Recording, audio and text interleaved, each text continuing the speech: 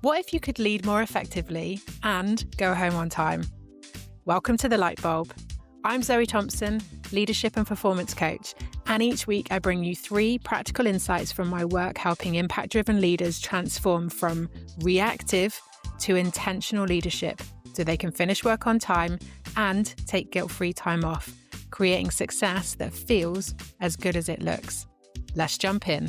Episode 12. So I did mention in the last episode that I wanted to do something a little bit different, just to pull together 2025, share some of my reflections, some of my lessons, some of my light bulb moments, and bring it into 2026. So episode 12 will be a little bit different. Hopefully it won't be too long. But 2025 had a lot of lessons in there for me. But I will try and keep it succinct so that I can share what I feel will be helpful to you and also help you in your own reflections, but also in your planning for 2026. So I'm just going to pull back the curtain on my own year. And obviously these episodes are talking about clients and what clients are talking about or what I'm sharing in workshops. So it is a little bit more different, perhaps a little bit more personal, which isn't always comfortable for me. But there were a lot of lessons, as I said, and I do want to share with you because it's important for me that you know that everything that I'm teaching, everything that I'm talking about in coaching sessions is also what I'm living and breathing. And I think sometimes it can be really helpful to share that. So the light bulbs, the lessons from 2025 and setting myself up for 2026. So let's talk about where was I? January 2025. What was going on for me? So I stepped into 2025 in a very strange position in that all of the business planning had been done. Everything was lined up and mapped in. Something just wasn't feeling right. And I think you'll know what I mean when I say this. On paper, it looked really good. The numbers were all adding up. The work that I had planned in all looked really good on paper, but it just wasn't connecting. Something about it wasn't right. Now, I thought that the thing that was missing was the messaging, how I was talking about the work that I was doing. That's what I thought the problem was. So in January, I went up to Manchester to do an in-person event with a coach who I had connected with online, who specialized in this kind of stuff, and went to Manchester 2 days, sitting in a room with other business owners, talking about all of this stuff. And I had I had a huge light bulb moment halfway through the first day. And it's like, it's not the messaging. There's a lot more to it. This isn't just a case of changing some wording, being more specific. Wasn't the messaging. It was the bit that I was talking about that wasn't connecting. To cut a very, very long story short, I came back from Manchester, so sat on the train coming back, a couple of hours of thinking time, looking back through my notes. It's like, okay, this is not going to be, this isn't just painting the walls a different color. I need to do a complete refurbishment of the room. And that took me on a journey that took 9 months. It took 9 months of going back to my roots, my experiences, my expertise, my skills. What do I love doing? What do I want to be known for? And so if you were with me, if you were in my world the last 9 months, it probably was a little bit confusing as I tried to work it all out and tried to connect the dots and try to make what looked good on paper feel good for me too, and that's a lot of where the phrase, success that feels as good as it looks came from, was that I was really feeling what I was hearing from clients. It looked great on paper, but it just wasn't it. And it took me 9 months to work out what it was. And I got there in the end. And as soon as that last bit connected, that was a huge light bulb for me of like, okay, this is it. This is what I want to talk about. This is who I want to work with. And I didn't think it was going to take 9 months. I didn't even think it was going to take 9 weeks. I thought it was just going to be an exercise of sitting and rewording things and just putting a different coat of paint on it. And that is not what happened. And I think, I'll share this in the light bulbs in this episode. I think sometimes that's what we have to do. Sometimes we have to burn it to the ground to be able to rebuild it in the way that we need to rebuild it. And that is not how I stepped into 2025. It's not how that was not my intention. That is what happened, and that is what needed to happen. And actually, 2026 feels very different. It feels clear. It feels like I know exactly what I'm setting out to achieve. And I suspect as leaders and business owners, this might resonate with some of you of not having that clarity of direction or not having the clarity within the detail of how to get there. And that's really uncomfortable. And actually, it's nice to be able to step into 2026, having that clarity, being really clear on the direction, being really clear on what I'm doing this year. But, it's been a bit of a bumpy road, but actually every one of those bumps has had its own little lessons and, has put more skills and tools in the toolbox. So for that, I'm grateful. There's that gap between that expectation and the reality of what I needed to do to evolve for myself and for the business. And so that's the background of where the light bulbs are coming from today. So light bulb 1, moving from I can do everything to intentionally choosing what aligns.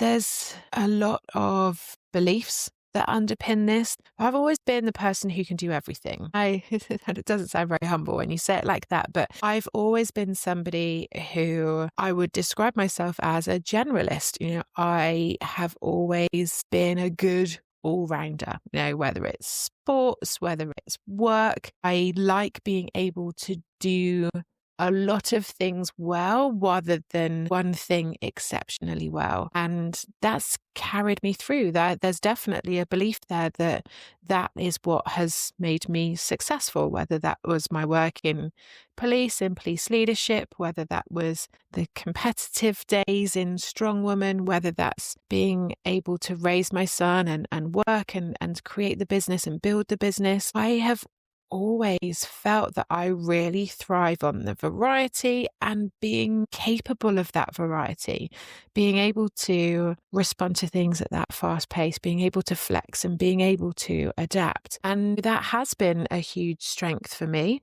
However, in business, and for those of you who are in business, you will know that actually that level of variety becomes very confusing in your messaging and who you're talking to. And for people to know that's what Zoe does, that's who she helps, that's the work that she does. And I needed to be more specific and I needed to be more niched in the work that I did and who I was talking to and the problems that I was solving. And I've always taken on work because I could, because I can do that. And I've always argued that a really good coach is able to support different people with different problems to different solutions because we coach the person, not the problem. And I still stand by that. From a business perspective, we need to be so specific as to who we're talking to so people know that we are the person who can solve the problem that they're having. So actually what it's meant over the years is that firstly, the business has been very general. It's been very easy for me to talk about lots of different things, but it's been a lot harder for other people to point in my direction and say, go and see Zoe. That's what she can help you with. And that's been really hard to let go because I've built a successful business on that, a very profitable business on that. And as we know, when things are working, even when they're not working, they're working in lots of different areas, but they're not working in the important areas. Really hard to let that go.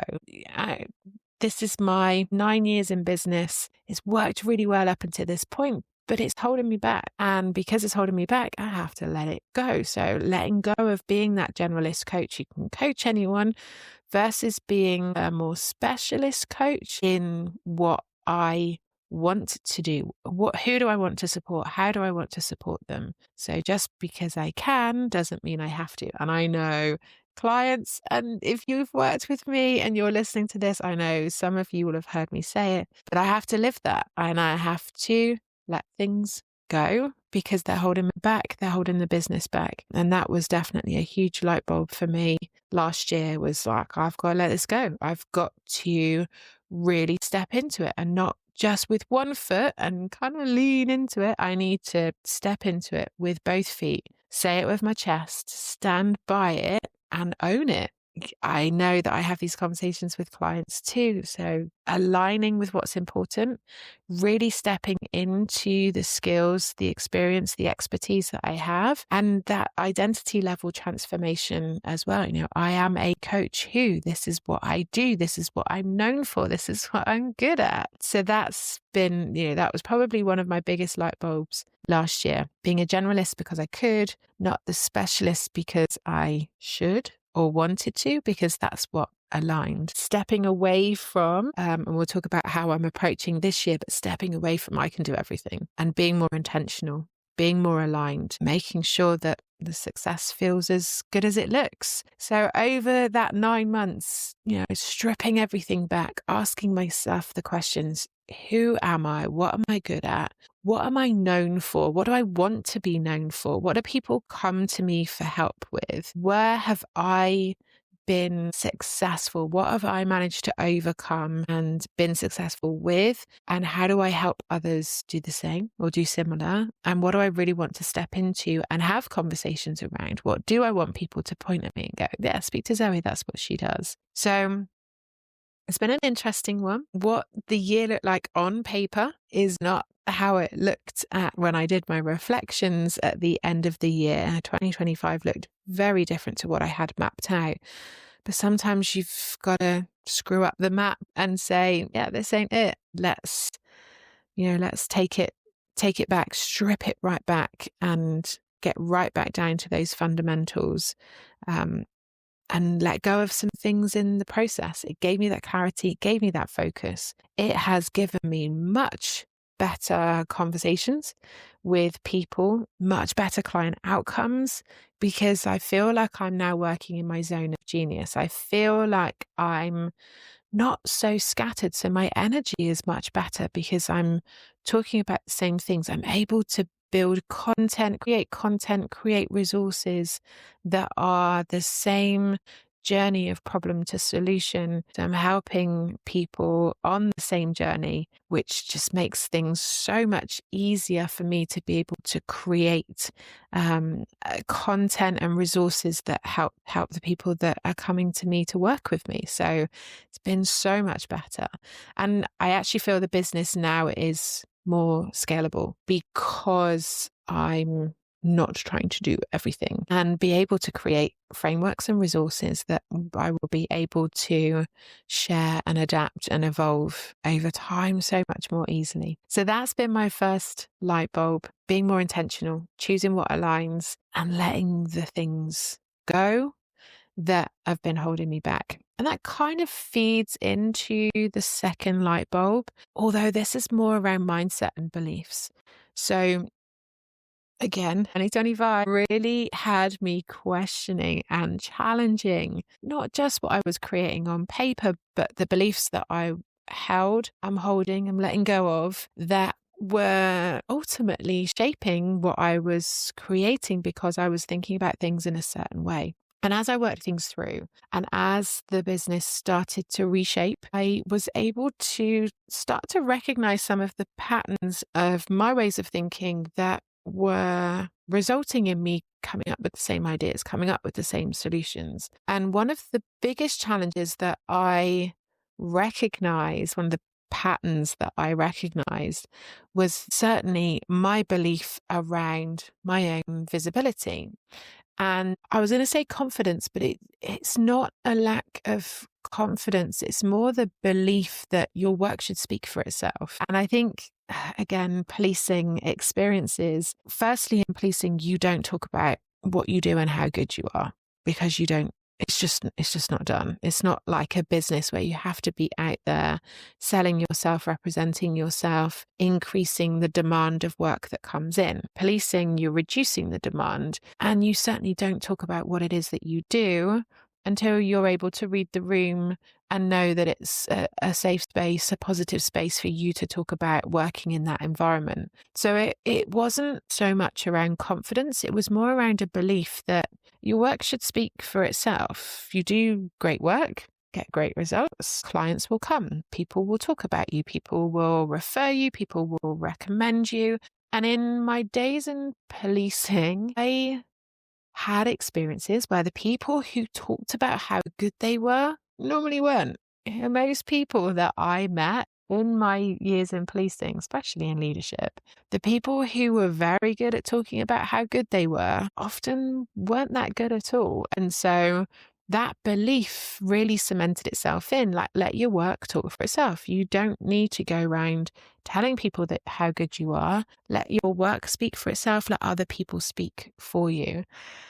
So great in policing and, probably good in the early days of business. But actually, visibility is a significant part of running a successful business. And if I want to build and scale, I've got to be visible. I've got to be out there talking about what I do, how I do it, and the results that my clients have as a result of working with me. And so that really has forced me to challenge the way that I think about being visible. I also was recognizing that I was seeing people online who were being very loud and proud of the work that they do, and was feeling quite uncomfortable with that. And so I had to again recognize that that was my beliefs, my judgment. Humility is hiding. Not talking about what you do isn't helpful. And so I was uncomfortable at seeing people very boldly talking about how good they were, was having me feel uncomfortable because I was holding those beliefs that you needed to be humble, that you needed to let other people talk about you. It wasn't good to talk about yourself in that way. And I really had to challenge that. And that's definitely been one of the things that I've worked on in 2025. In fact, I had some coaching and hypnotherapy support to help with that. Still a work in progress, because I know that's something that I need to work on. And there's a lot more deep-rooted stuff in it. That's the crux of it is I needed to recognize that actually I can't be humble if I want to be successful. I need to step out there and stand in it with 2 feet, say it with my chest. This is what I do. And I actually am bloody good at it. I get good results. My clients get good results. And I need to be able to share that. And it's not about feeling like I have to prove it. It's just about showing and telling. And so changing up the way that I talk about the work that I do and the business and the results that my clients get has been, again, a light bulb moment. I need to talk about it differently. I can't be humble and wait for other people to put my name in the room. I have to step into those rooms and put my name in the room. Need to be more visible, more content, more voice, more sharing, more showing client transformations, my own journey, speaking up about what I know about instead of trying to let my work quietly speak for itself. Social media, LinkedIn, Instagram, Facebook, they're noisy spaces. Quietly letting my work speak for itself and being all humble doesn't get seen and it doesn't get heard. So being more intentional about how I show up, being more loud, for want of a better word, of being more vocal about what I do, how I do it, and how I help people. And that has certainly been a challenge. It's definitely been uncomfortable, and there is safety in staying under the radar. And it's the same in leadership as well. When you put your head up, when you speak out, when you talk about what you do, what you've done, the results that you've got, and being able to step into this with 2 feet and say, I'm really good at this. This is what I do. This is my zone of expertise. It is uncomfortable. And you do face that fear of judgment, fear of failure, fear of people going, who do they think they are, talking about themselves like that? But if we don't talk about ourselves and how good we are, can we really trust and rely on other people to put our names in the room and talk about how good we are? Can we afford to let our work speak for itself in isolation? I think the work does need to do the talking. We do need that evidence that we're good at what we do, but we also need to talk about what we do and how good we are too, because that's when the opportunities come our way. And some of those opportunities we would miss out on if we're not visible and if we're quiet. So we need to be more intentional. I'm certainly planning on being more intentional, more visible, more vocal this year. I still want my work to speak for itself. I still want other people to talk about working with me and making those recommendations. Definitely don't want to lose that. For me, that's the evidence base. But I also need to promote that evidence too. So that's my second light bulb. Hopefully that resonates with you a little bit too. If you've been quiet, if you've been letting your work speak for itself, if you've been patiently waiting for other people to put your name in the room, then maybe this is something for you for 2026 too. Okay, light bulb 3. Touched on this a little bit actually, but letting go of work you love to be able to move forward. Now, I know I have talked about this in previous episodes where it's come up for clients, talking about the difference between working on the balcony versus working on the dance floor. And we know that as we work through in leadership, we love the dance floor. The dance floor is where the magic happens. But as we move up in our leadership journey, we need to be on the balcony, need to be focusing on more strategic work. We need to be able to look forward, set the direction, set the momentum. And it's come up for clients. And 2025 has come up for me too. You know, Phoenix, the business Phoenix has been around a long time, and it's been hard letting go of some of those elements of the very early parts of the business. And I've held on to them and tried to make them work in with what I want to do now. And it's work that I absolutely love. And I've met some amazing, incredible people along the way. And it's been hard to let go of that. It's been hard to go of the work that I've loved and the people that I've loved working with. For me to level up into the work that I want to do now means that some of those people are leveling up with me, and that's been fantastic. It's been really nice for people to come on that journey, stay on that journey. But it also means that there are some people who I've absolutely loved working with that I am no longer probably the best person to help them with the part of the journey that they're on, because I've moved on. The work that I'm doing is moving on. And, you know, sometimes, I know I've talked about this before, that motorway analogy, you know, I'm on one motorway and some people stay on that motorway with me, and some people need to come off at a different exit to be on the journey they need to be on. And that's absolutely okay. I think what has happened is I've tried to build another lane to keep people in, and it got very complicated. It got very confusing, I think, for all of us. And so it's been hard to let it go and close certain things down and wrap certain things up. And I was holding on to it because I loved it, because it mattered, and it still does matter. It just doesn't align. And that's the challenge sometimes. You can still love it and recognize that saying goodbye to it is what needs to happen. Sometimes you need to let go of it because it's, you know, it's not bad. It's just keeping you from what's next.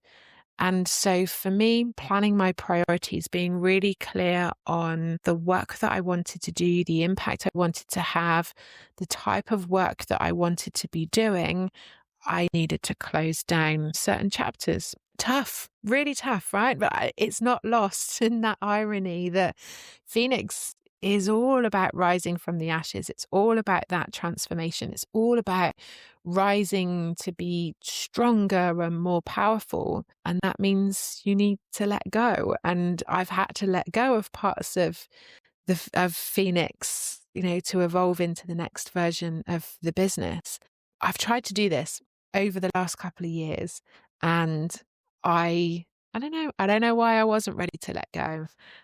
But this last 12 months, 2025, definitely put me in positions where I had opportunities in front of me and it forced my hand. And sometimes that's how life works, isn't it? That like the universe will give us these opportunities and we try and reach out for one opportunity while holding on to the old stuff with the other hand. And, this year for me, I had to let go and use both hands to grab opportunities that were coming up.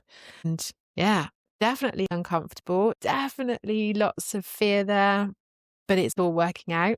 And I think it was just, this year I was ready. Other things were happening in my world. I think personally evolving, letting go of some old stuff. Yeah, this year I was ready to let that go. And like I said, it's not been easy.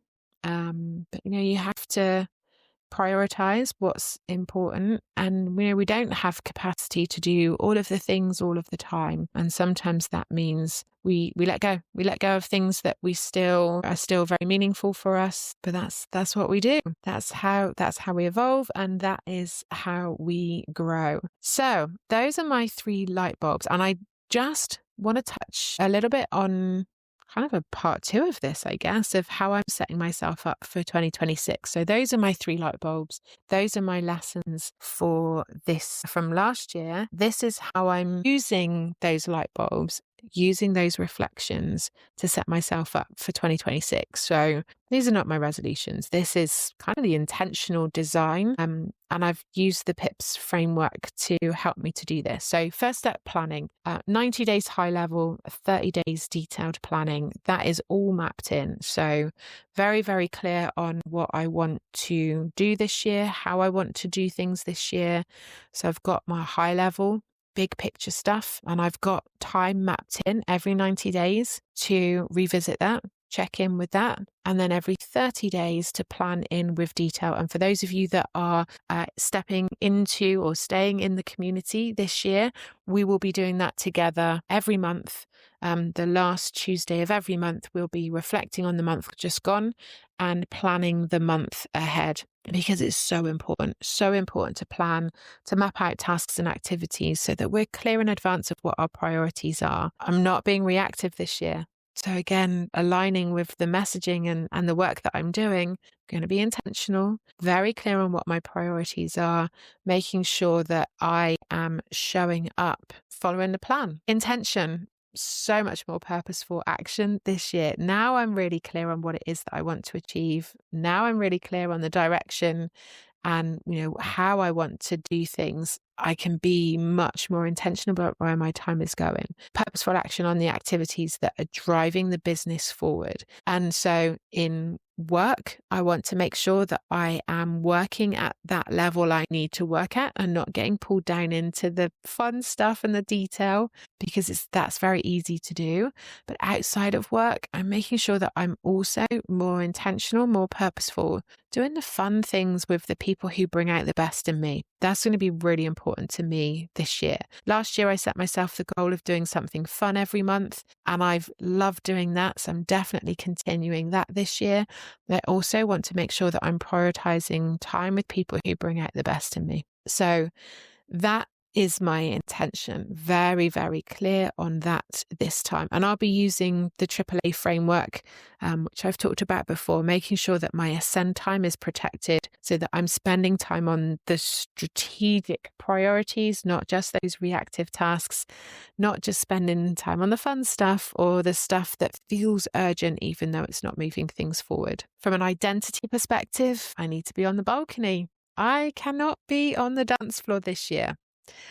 And as much as I love being on the dance floor, I need to be on the balcony. I need to stop seeing myself as someone who gets everything done. And I need to be on the balcony looking at what I need to do, where my time needs to go to get the best for the business and the best for my clients. That has to be the priority this year. And so from an identity perspective, I am the CEO on the balcony. I am not the high performer on the dance floor. It's got to change. And so from a performance perspective, I've spent a little bit of time looking at what do I need in place to be working at my best. So I know I'm at my best when I'm active and when I get lots of sleep. So gym sessions going to be scheduled in. My routine is going to be prioritized around that. And I'm going to be more strict about my bedtime routine as well. I want to be really focused first thing. And then, when I'm got that high focus stage first thing in the morning, I can get my priority tasks done and then head to the gym mid-morning to break things up, get myself moving. Less Netflix, more fiction reading, because I definitely sleep better and it gives me a good switch off when I disappear in the evening into a book rather than into Netflix, which often means I'm on my phone or multitasking with something else. At least if I'm sat with a book, I am only doing one thing, and that definitely helps me to sleep better.